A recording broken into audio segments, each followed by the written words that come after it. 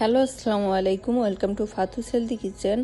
আজকে শেয়ার করব কিভাবে বিয়েবাড়ির শাহি জর্দা বাসায় বানিয়ে ফেলতে পারবেন খুব সহজে।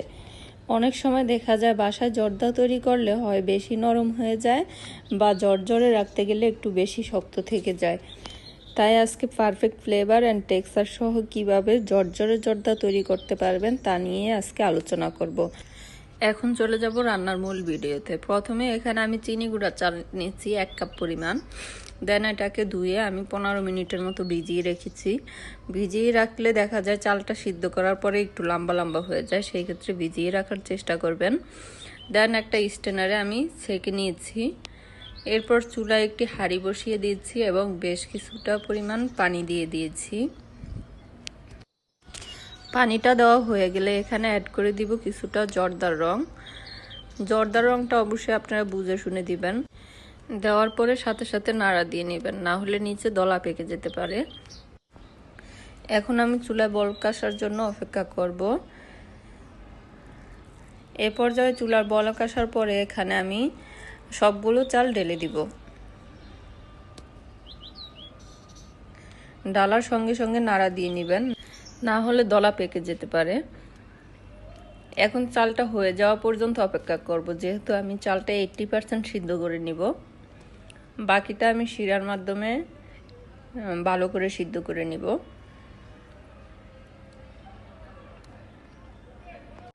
এই পর্যায়ে চালটা 80% সিদ্ধ হয়ে গিয়েছে।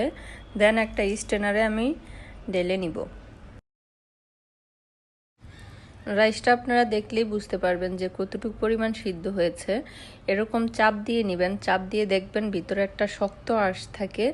এই পর্যায়ে আপনারা নামিয়ে নেওয়ার চেষ্টা করবেন। জর্দা দেখা যায় পরে আবার শিরার ভিতরে দিলে জর্দাটা নরম হয়ে যাবে, এর চাইতে যদি আপনারা নরম করতে যান। সেই ক্ষেত্রে চেষ্টা করবেন 80% সিদ্ধ করে নেওয়ার জন্য। দেন এখানে একটা হাঁড়ি বসিয়ে দিয়েছি আমি। এখানে 1 কাপ পরিমাণ চিনি দিয়েছি। আমি যেহেতু 1 কাপ পরিমাণ চাল নিয়েছি, সেই ক্ষেত্রে 1 কাপ পরিমাণ চিনি দেওয়ার চেষ্টা করেছি। আপনারা চাইলে আরও কম বা বেশি দিতে পারেন। দেন এখানে কিছু মশলা অ্যাড করে দিয়েছি আমি। কিছুটা পরিমাণ কিশমিশ দিয়ে দিয়েছি। দেন 1 কাপ পরিমাণ পানি দিয়েছি এখানে।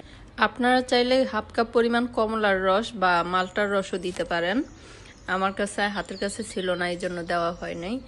এখানে আমি 3 টেবিল চামচ ঘি দিয়ে দিয়েছি। 1 টেবিল চামচ বাটার দিয়ে দিয়েছি, কারণ বাটারের ফ্লেভারটা অনেক স্ট্রং হয়। দেন নাড়া দিয়ে নিচ্ছি।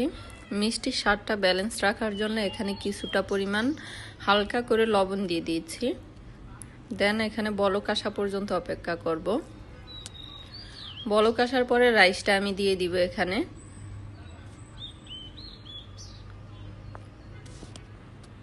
দেন ভালো করে নাড়াচাড়া করে নিব।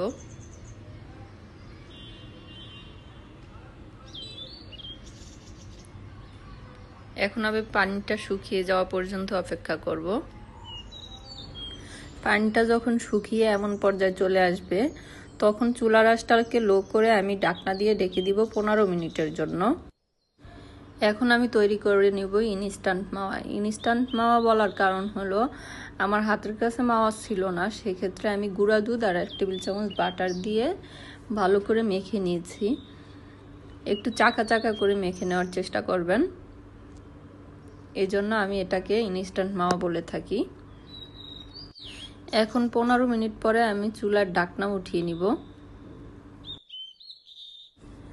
ঢাকনা উঠানোর পরে দেখতেই পাচ্ছেন পুরো পানিটা শুকিয়ে গিয়ে জর্দাটা রেডি হয়ে গিয়েছে।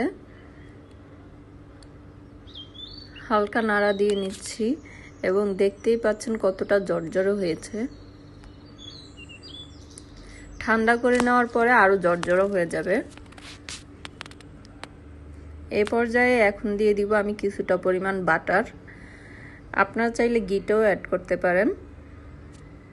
2 টেবিল চামচ বাটার দিয়ে দিয়েছি আমি। আপনারা এখানে ঘি বা বাটার যে কোনো একটা ইউজ করলেই হবে। দেন ভালো করে নাড়াচাড়া করে নিচ্ছি। বাটারটা দেওয়ার কারণ হলো আপনারা যখন খাবেন অন্যরকম একটা রাজকীয় স্বাদ পাবেন এবং অনেক স্ট্রং একটা ফ্লেভার পাবেন। এখন আমি পরিবেশন করে নিব।